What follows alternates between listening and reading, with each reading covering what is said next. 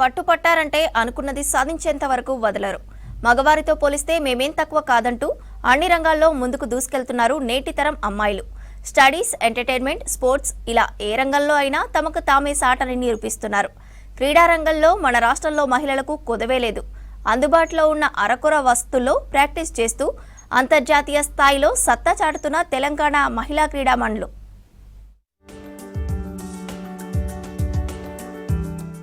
ఆట ఏదైనా సరే వెనకడుగేసేదే లేదు. Cricket, badminton, tennis, boxing, shooting క్రీడల్లో రాణిస్తున్నారు తెలంగాణ మహిళా ప్లేయర్లు. అబ్బాయిల కంటే ఎక్కువగా మెడల్స్ సాధిస్తున్నారు అమ్మాయిలు. ఇక ఆట తీరుతో అంతర్జాతీయ స్థాయిలో సత్తా చాటుతున్న అమ్మాయిలు మన రాష్ట్రంలో చాలా మందే ఉన్నారు. అలాంటి ప్లేయర్లలో athlete Nandini, shooter Isha Singh, power lifting player Vaishnavi, cricketer Trishal ముందున్నారు.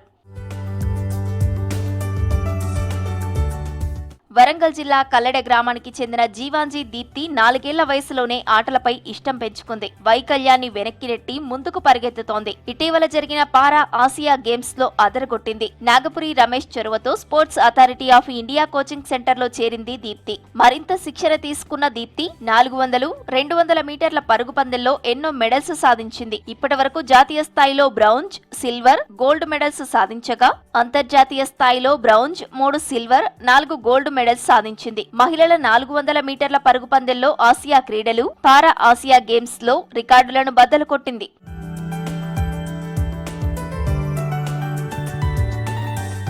పిస్తోల్ పట్టుకుని టార్గెట్ ని గురి చేస్తున్న Isha Singh Indian pistol shooting లో సంచలనం. 100కు పైగా మెడల్స్ సాధించింది. ప్యారిస్ ఒలింపిక్స్ లో అర్హత సాధించింది. ఇషా సింగ్ సాధించిన విజయాల్ని గుర్తించిన కేంద్ర ప్రభుత్వం ఇటీవలే అర్జున అవార్డు ఇచ్చింది.